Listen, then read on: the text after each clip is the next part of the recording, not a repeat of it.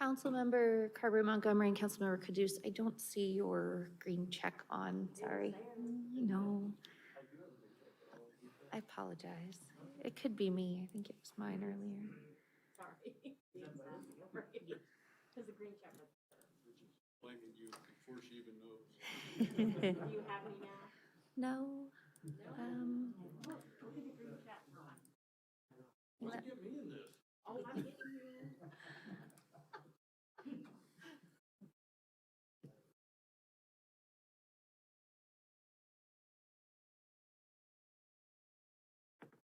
Okay.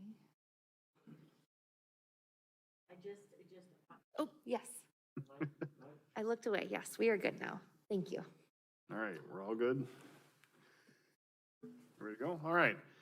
All right, well, good evening. Welcome to the Tuesday, October 19, 2021 Urbandale City Council meeting. I will call the meeting to order and ask the clerk to begin, or take roll call, please. Carberry Montgomery? Here. Caduce? Here. Obrecht? Here. Hoagie? Here. Russell? Here. Thank you. The Pledge of Allegiance, is you're able. I pledge allegiance to the flag of the United States of America and to the republic for which it stands, one nation, under God, indivisible, with liberty and justice for all.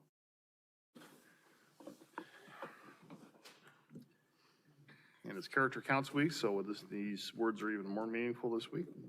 Urbandale's a national leader in character counts, endeavoring at all times to promote and model the principles of trustworthiness, respect, responsibility, fairness, caring, and citizenship. In conducting tonight's meeting, we expect that all participants will act in a respectful manner consistent with these principles. Item 2 is to approve the agenda. Ask for a motion in a second. Second. Motion by Pogge, second by Obrecht. Discussion, please vote.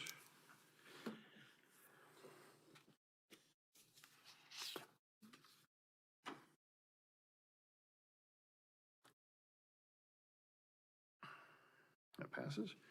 Item 3 is Citizens Forum. This is the opportunity to address the council on something not a part of tonight's regular agenda. Would anyone like to address the council at this time? Okay, seeing none, we'll move on. Item 4, the adoption of minutes, first from the October 5 meeting. So move. Motion by Russell. Second by Caduce. Discussion, please vote.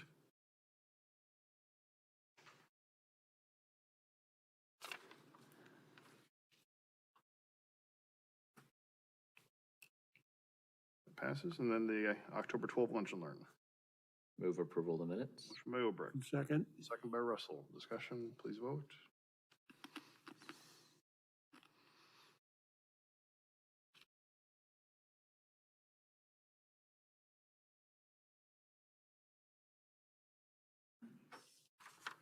All right, that passes. Item 5, the consent agenda. We have 11 items for approval. Move approval of consent agenda. Okay, motion by Obrecht. Second. Second by Pogge. Discussion, please vote.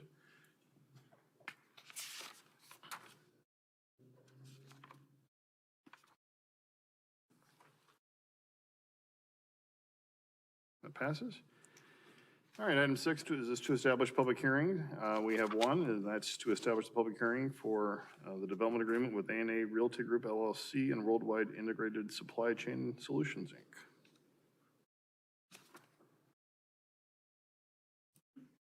Aaron, answer any questions if there are. Aaron, did you have anything further to add? Or?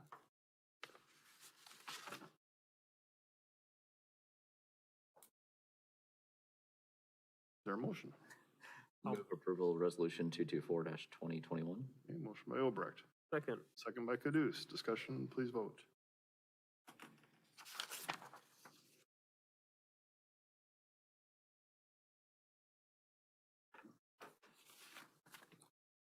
That passes. Moving on to item 7, planning and zoning items. We have 3. First is item 7.1, the Biltmore West Plat 1 final plat at 179th Street and Meredith Drive. And to introduce this is our Community Development Director, Steve Franklin. Steve. Thank you, Mayor. Good evening.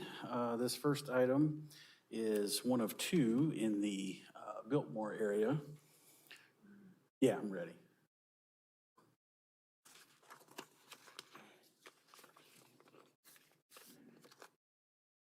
So let me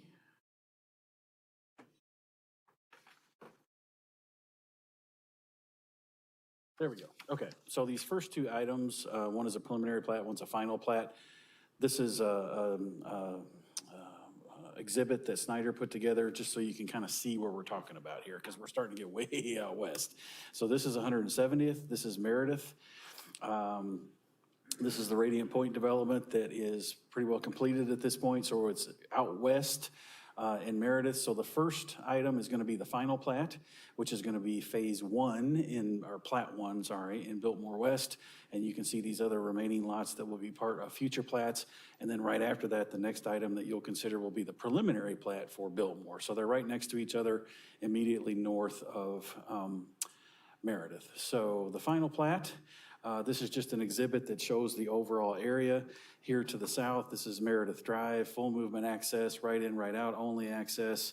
About 80 acres is involved, and what's proposed is 55 single-family lots, having a minimum width of, what's the southern 1,100 feet. They got lots of 70-foot width, and then as you go north, they get a little bit narrower, and they are to have a lot width of 65 feet. So again, Meredith's here to the bottom, a future street connection to the west located here, another street connection located there, and then as you get to the north of this first plat, there's a street connection both east and west, and then continuing on to the north. Planning and Zoning Commission does recommend approval, subject to items noted. Be happy to answer questions. Okay, thank you, Steve. Any questions for Steve on this item?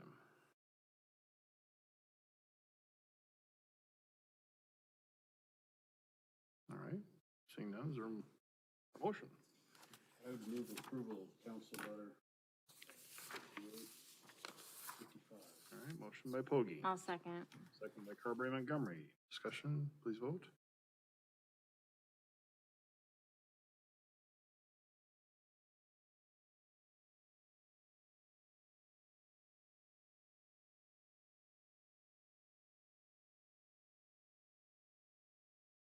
It's not official till I- All right, that passes.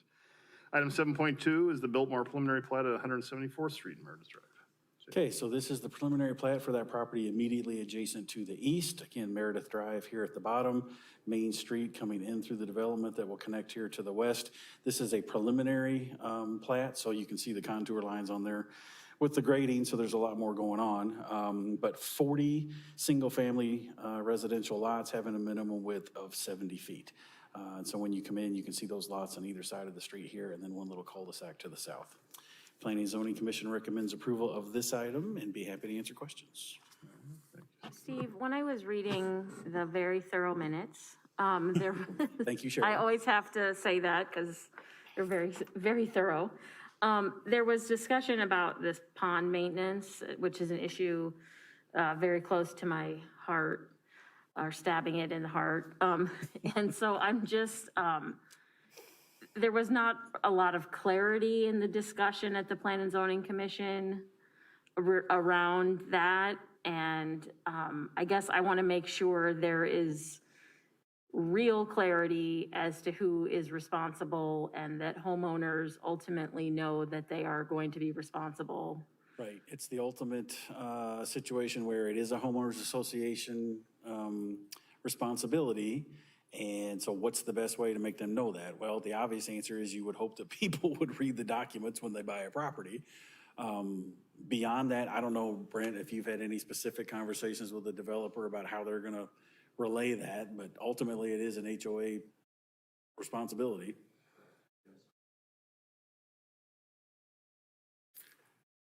So I just feel, I mean, you guys are the experts, but I feel like there has to be a better way, and it sounds like there's ponds already silted and there's Yeah, issues. I mean, I'm just. Right.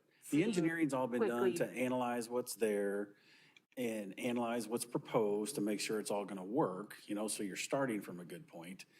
The difficult position for us as we continue to kind of think about this is once you get a plat recorded, the city's kind of out of it, and those people buy those lots. We don't necessarily know when they're buying those lots, so we haven't come up with a good way yet in thinking about this, and we do occasionally, of how we can do more to let people know.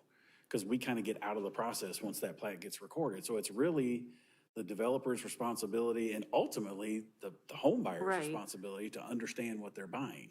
So we continue to ponder on it. We just haven't come up with a good way for us to be more involved once it gets to a certain point, because the city's kind of out of it at that point. Well, keep pondering.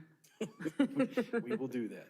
But for this particular one, you're confident that the pond is not going to be an issue right now? Yeah, I think it's fair to say, I mean, John, you got engineering has analyzed it. They're comfortable with all the calculations and everything we got related to it and feel like it's going to be okay. Okay, thank you. Steve, it appears from the minutes that they are gonna dredge the pond now, as part of this development. That hasn't changed, correct? Yep. Okay, so that is the strategy. The main purpose of this pond is stormwater runoff, that's my understanding. Stormwater runoff, and if you dredge it, you just get it to be more healthy. Otherwise, you're going to have an algae situation, so the depth really comes into play, and that's probably the most critical reason to dredge it. Yeah, and for fish, sure, yeah. Does the city have the right 15 years from now to go in and say, okay, guys, you need to go in and dredge that pond? Yeah. Basically, when it comes to the city, the part that we worry about is the detention, and that's the part that's above the water. So basically, the pond itself is an amenity. When it rains, the pond fills up, and that storage is the detention. So really, if they ever wanted to come back in, completely fill it in, all we care about is that they still have that storage for detention. I just want to make sure we kept that around.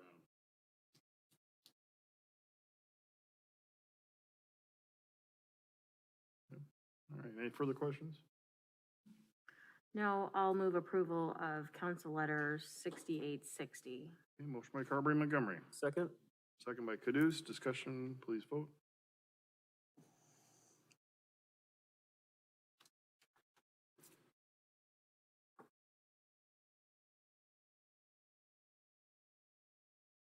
Okay, that passes. Thank you. Item 7.3 is the Hy-Vee Fast and Fresh site plan at 12905 Meredith Drive. Okay, this is an updated site plan. This was originally approved in April of 2019. Since then, we've hit the 2-year mark for a site plan, so it's expired. And the building, as they've gotten very, very close to trying to get a permit for this and really gotten into the design of the building, it has increased by 123 square feet. And generally speaking, when there's any kind of an increase to a building that's been approved, we want that to come back through so that you can see that anyway. So same location, essentially the same as what was approved before. 128th Street is here just off of the page. Meredith Drive here to the south, full movement, right in, right out movement. The store is back here with the drive-through going around to be able to take advantage of the Starbucks. There is a portion of this, about 1,600 square feet of the overall 6,600 square feet is going to be a Starbucks coffee on the west end of the building. So here's the drive-through. And then, of course, you have your canopy out front. Probably the most significant change that there's been to this is, as with the new store up in Grimes, Hy-Vee has now decided to use the canopy for solar panels so that they've got solar panels up on top, which is kind of a cool thing. John Brim with Hy-Vee is here and can answer questions, but they think conservatively, because I was asking John about this, they think they can get a reduction in their grid use by about 35% or so with those panels being up there. So kudos to them for trying to do something of that nature. It looks a little bit different. They don't have the huge fascia and soffit surrounding the panels like they used to have. It's more open on the bottom because the panels are basically serving as the overhead structure, generating the energy and protecting the customers. So that's probably the most significant change, not anything that you would really see, but from a design standpoint. So Planning and Zoning Commission does recommend approval, subject to items noted. Be happy to answer questions. John, anything you wanted to add? You good? Okay. Do you have any pretty picture that shows what that canopy is going to look like? Yeah, actually, there is a photograph here. See if I can get to it. Minimize. Okay, and this is the Grime store, correct, John? Okay, so it's at night, but you can see underneath much less structure than there was before, just enough to get those panels in there. And if you look real close, this is dark, but you can just see those panels sticking up a little bit over the roof. So not nearly as much stuff going on the outside of the canopy itself. And it's just a slight angle to it, correct? Just a little bit, for the orientation of the panels, but not gonna be real noticeable. I mean, if you're looking closely, you'll see them up there, but it's a more streamlined, slick structure than what the typical canopies have been, I think. That's fantastic, that they're integrating them. I like that creativity and hope we can start doing some stuff like that ourselves.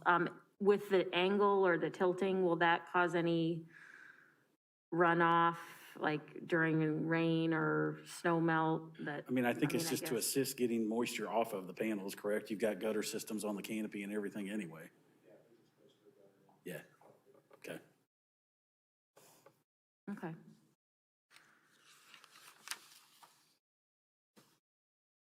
All right, anything further on that? I'll move council letter 6861. Second? Motion by Caduce, second by Russell. Discussion, please vote.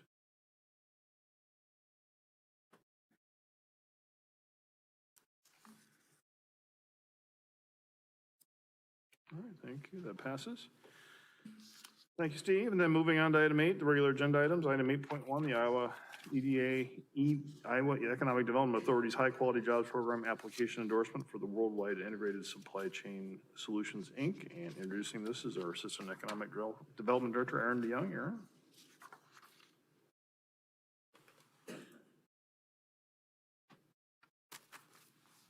Great, thank you, Mayor. Again, Aaron DeYoung with the Economic Development Department. Happy to present to you the endorsement for this application for Worldwide Logistics. I'm just going to say that instead of their long official title, regarding their proposed new building on Meredith Drive for their new headquarters here in Urbandale. Worldwide Logistics is an Urbandale-based freight logistics company. They don't do freight logistics just in Urbandale, it's across the country. When I read this, I was like, that doesn't sound good. And they want to build their new headquarters on the back part of the Day Farm at 124th area on Meredith. And Curtis and I, we've been working with the company for a lot of years on making this happen. So sometimes there's projects that happen really quickly, and then there's some that happen on a slow burn. And this is a great one to have come to fruition here coming up soon. What they are proposing and are asking for assistance for is for a 76,000 square foot Class A office building. This did go to our architectural review panel way back in late 2019, so it has been approved for that Class A designation. They're planning to start construction, possibly grading late this fall, but we'll be doing the foundation work in 2022. And $17.2 million investment with the building, the equipment, and computers, FF&E, that kind of thing. So this is a state application that we're seeking your endorsement for. This would be through their high quality jobs program. There's two components to it that they are eligible for, which is the investment tax credit of $324,000 and the sales tax refund on the materials for the building of $482,000 based on their estimates for construction. They are committing to 111 new jobs through this agreement with that, so that's great. And this is qualified, like I mentioned, for the Class A office incentive in our Northwest Market Center Urban Renewal District, which is the 10-year 90% rebate. And because I didn't have comments on the on the setting the public hearing is because I'm doing it right now. And so you'll see the development agreement in 2 weeks with that. Actually, the draft of it's in your council packet right now. So with that ends staff's presentation. Happy to answer any questions that you may have. Thank you, Aaron. Are those all new jobs? Those would be all new jobs, correct? Yeah, they have almost 300 right now on staff. So another 100, that's great. Yes, this is a fantastic project for. And then is there, I'm sure in the application, like an average salary or? Yes, they qualify, 11 of them qualify technically for the high quality jobs program, which is over $27.50 an hour. The other positions, the other 100, they would also pay that much. However, they have a commission-based schedule, which doesn't quite work with the state's assistance. So all of them will be over the $27 an hour, which is the 100% area median income. Okay, and then my second question is, since this project's been around a long time, we've changed the Class A office requirements. Do they meet?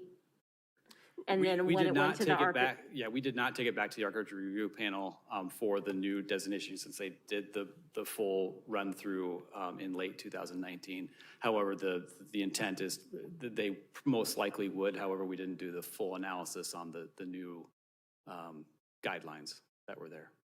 Okay. Thank you.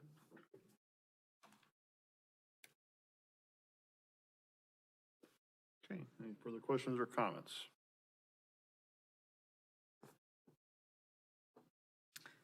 Is there a motion? Move approval of council letter 6857. Motion by Obrecht. Second by Hoagie. Discussion, please vote.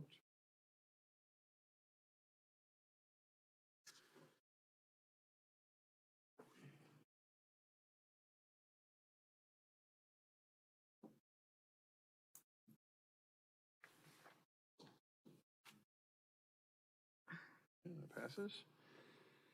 Item 8.2 is to consider the employee insurance benefits renewal for 2022, and to introduce this is our Human Resources Director, Aaron Freeman. Aaron? Good evening. Before you is a recommendation to approve the employee benefits package for 2022. This is extremely important as we look to continue to recruit and retain quality employees. So we've appreciated your support of these generous benefits up to this point. Not a lot new to report. The medical insurance premiums are actually going to be going down slightly, about 1.3, 1.6% to employee premiums this year. Really proud of that. That is a joint effort. Not only do we administratively do a good job of running that self-funded health plan, but the employees are very fiscally responsible with that as well. They do a very good job going to urgent care instead of the ER when it's appropriate, taking generic drugs when that's an option. So kudos to our employees for that as well. In terms of the dental plan, that will be renewing at a slight increase of 12%. In terms of a dollar value, however, that is very nominal. It's about less than $1 a pay period increase to the employee. The reason the premium is going up on the dental insurance plan is because we've decided to increase the annual benefit limit. Currently, that's at $1,000. It doesn't take much more than one cavity for a member of that plan to hit that limit. As costs have increased over the years, we just decided that it was time to up that to be more competitive with Delta Dental's book of business. So that is going up to $1,500, which is the majority of the reason for the increase to 12%. No other plan design changes or premium changes for vision, life insurance, long-term disability, or any of those other benefits. However, we did ask our broker, Gallagher Benefit Services, to go out and secure a few bids for some voluntary options that are pretty common in the marketplace today. A lot of employers opt for accident insurance, critical illness insurance, and then also legal shield and identity theft protection. Those will be fully funded by the employee, but having the option to secure group rates through your employer makes it more affordable, and also the convenience of being able to have that payroll deducted. So just in an effort to continue to offer a really comprehensive, well-rounded benefits package, we will be adding those this year. So that's something that we're looking forward to. The premium rates for those benefits that we talked about are at the very end of the council letter. And with that, I would entertain any questions you have. All right, great. Thank you, Aaron. Any questions? I would like to compliment city staff. I mean, holding the cost in today's age on the insurance is pretty phenomenal. So you should be congratulated.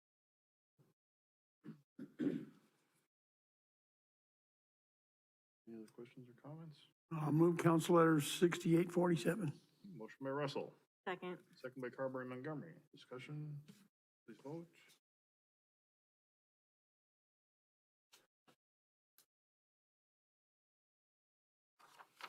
All right, that passes. Thank you, Aaron. Moving on, item 8.3 is to consider the bids for the Walker Johnston Park softball complex improvements for the fence replacement project, and introducing this is our Parks Director, Jan Herkey. Jan, do you have anything to add, or?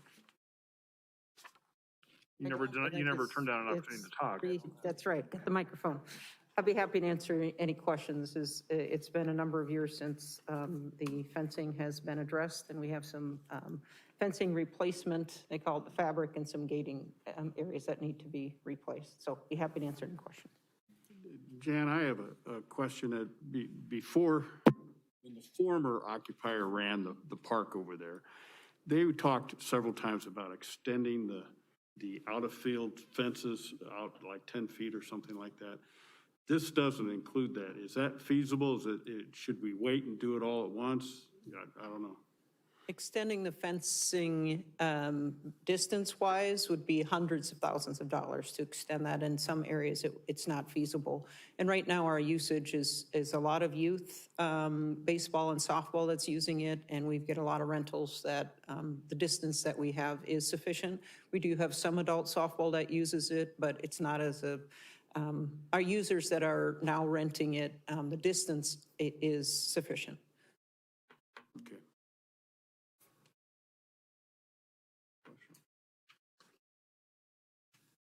With that, I'd move approval of Council Letter 6853. Motion by Bogie, Second. second by Obrecht. Discussion, please vote.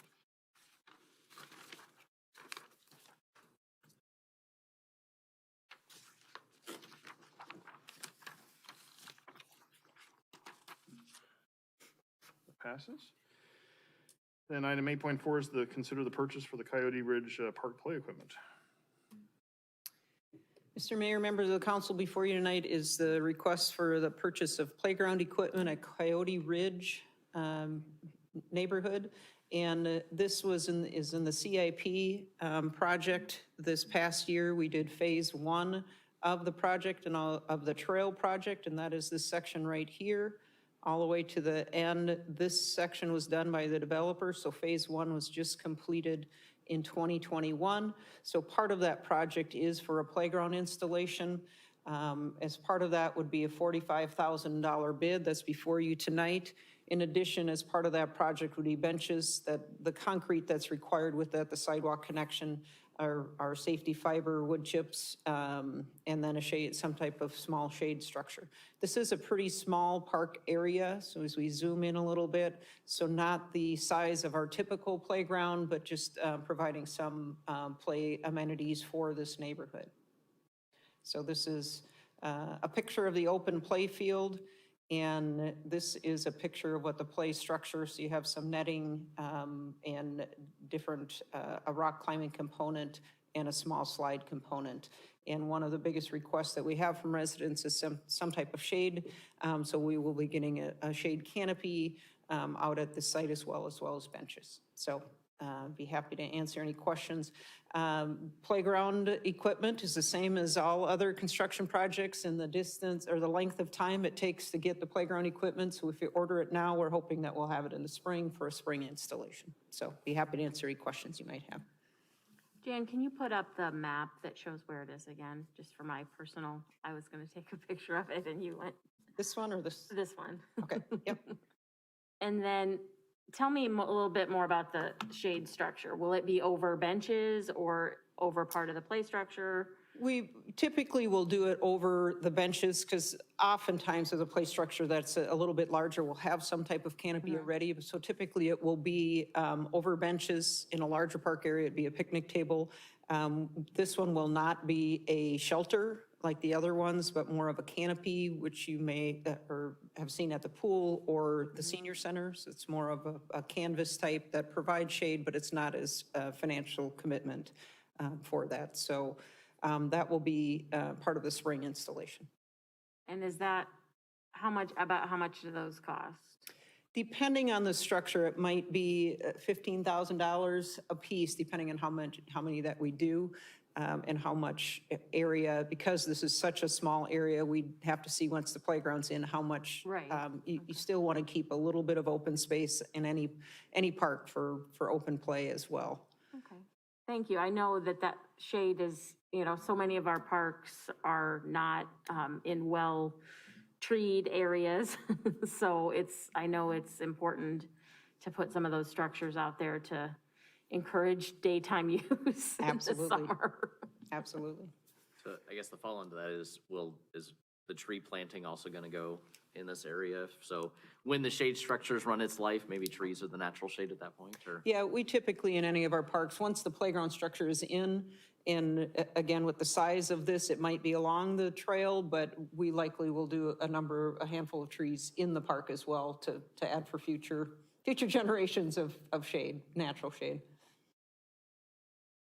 Jan, this cooperative purchasing, this is the first time I've seen that. Is that something new that we're doing? or- Yeah, no, I'm glad you brought that up. So we have done this for a number of years. It used to be called the National Powers Alliance, or U.S. Communities. So it's a nationwide competitive bidding process, just like we have state bids for vehicles and so forth. This is a national one where different vendors bid for the playground equipment and everything the same as the state bid. So this is helpful for us on a national level where different playground vendors have already bid and it's already a competitive bid. So Bowling Recreation is, Miracle Recreation is part of that competitive bid process.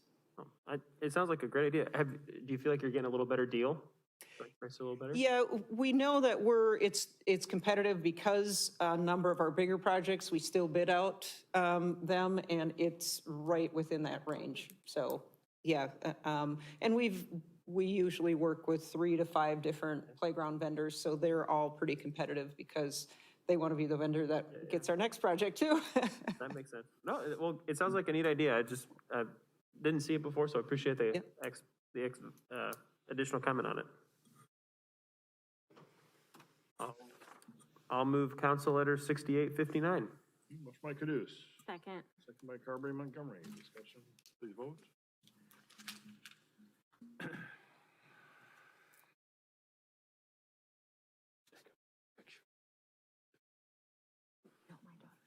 Okay, that passes. Thank you, Jan. Item 8.5 is to consider the bids for the 2021 Sanitary Sewer Spot Repair Program, and introducing this is our Director of Engineering and Public Works, John Larson. John?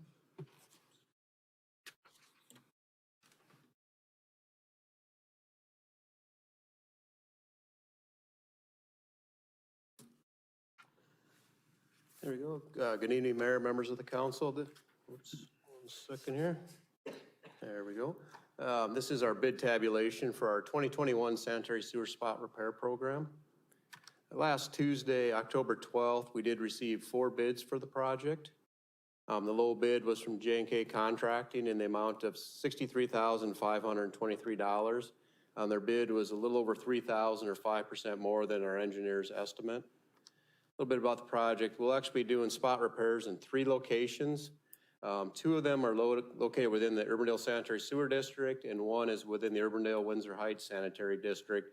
The 2 districts will be funding these projects in their entirety, and then there's 2 of them that were caused by damage by utility companies. The utility companies will end up reimbursing the 2 districts for the work. So when it's all said and done, the USSD will pay for 1 project, and the utility companies will pay for the other 2. And with that, I'd be glad to answer any questions. All right. Questions for John? Move approval of Council Letter 6856. Motion by Obrecht. Second. By Caduce. Discussion, please vote.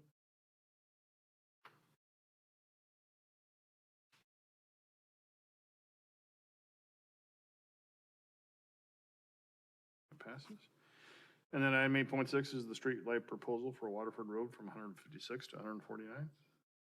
Anything further to add, John? Is that? Who will own those streetlights once they're in? Mid-American Energy will. And they will be responsible for the maintenance if the bulbs burn out or? They do the maintenance, we just pay the monthly charge. Yeah. Thank you. I would move Council Letter 6845. Motion by Russell. Second. Second by Obrecht. Discussion, please vote.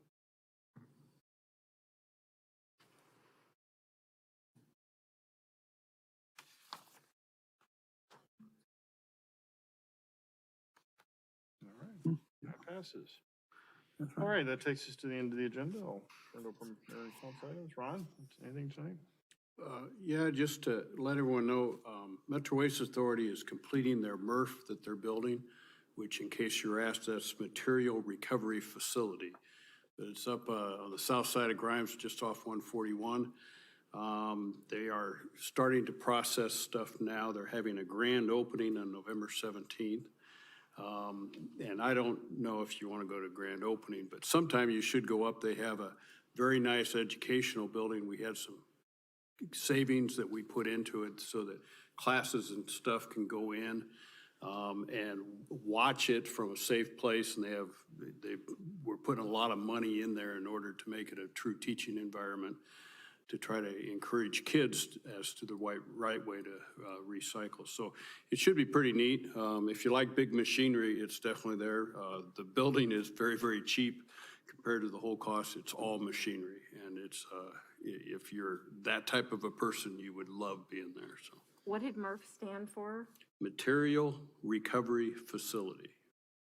Can you make sure that we get the information on the Yeah. grand opening? Sounds like something that I would be interested in. It's pretty cool. We saw a presentation at MAC, didn't we, Dave, on, was it MAC? Mm-hmm. It sounds like maybe the event of the month. I mean, my gosh, I think this will draw quite the crowd. Yeah, it's a huge deal. I mean, Yeah. it's about $32 million, so I mean, it's a big deal. Well, after my drive-through of the dump, I'm all in for anything Metro Waste. Well, the better this recycling does, the less will be in the dump. You gotta remember that, so. The big thing about this is what the takeaway I thought is the glass won't be as much of a problem in this facility as it is currently. Yeah, it'll be a lot less. They're still exploring, they're encouraging people to recycle glass separate because glass is just bad news. And, but this will handle it a whole lot better. It has sorters in a couple of places to get it out. But when you're going to throw, if you're not recycling your beer bottles by getting the nickel back, throw them in a separate container. Don't throw them in your green bin.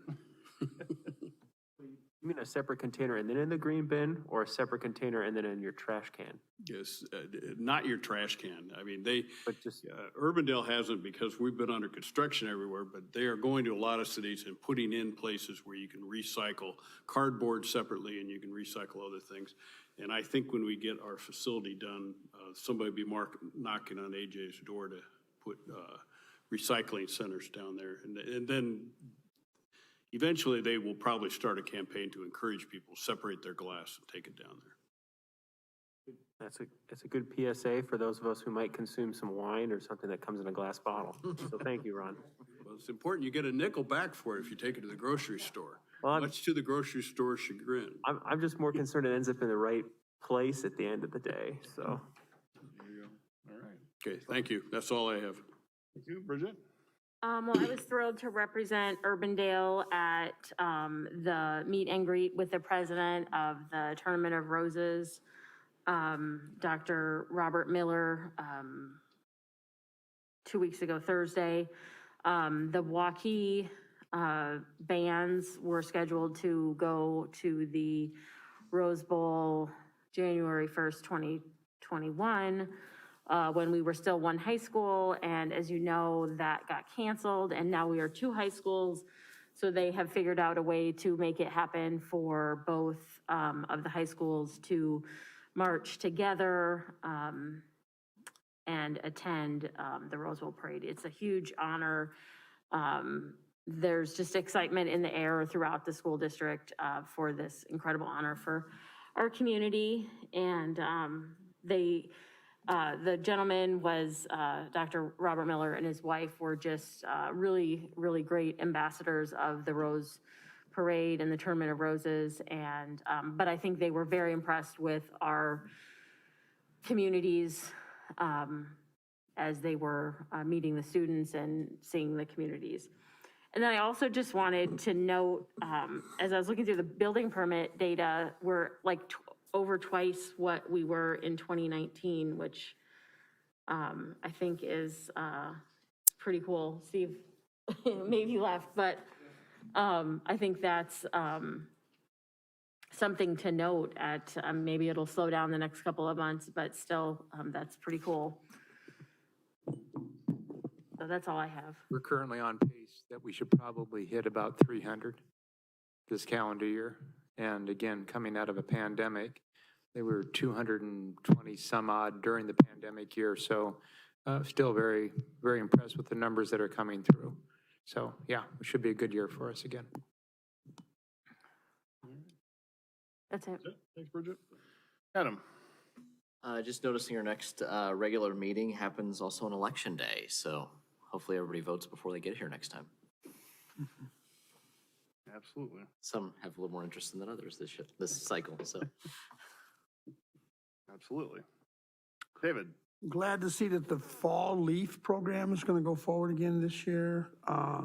Last year, because of the construction, we were over at Walker Johnson to drop them off.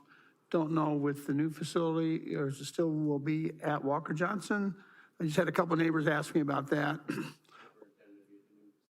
Okay, that's where it's been in years past, but I know last year was Walker Johnson.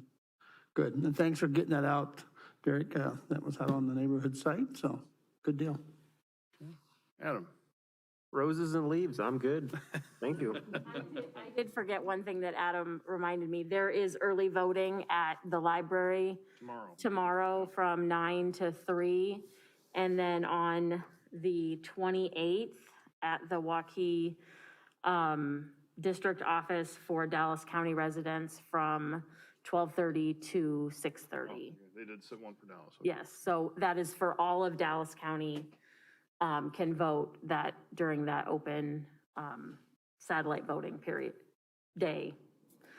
But yeah, tomorrow here at the library from 9 to 3. There. All right, thanks for that, yes. Let's see, if I had anything, I had something in my mind, but I'll remember it in 2 weeks. I can't remember what it is right now, so. With that, ask for a motion, a second to adjourn. So moved. Second. All in favor? Aye. Any opposed? All right, we are adjourned. Thank you, everyone.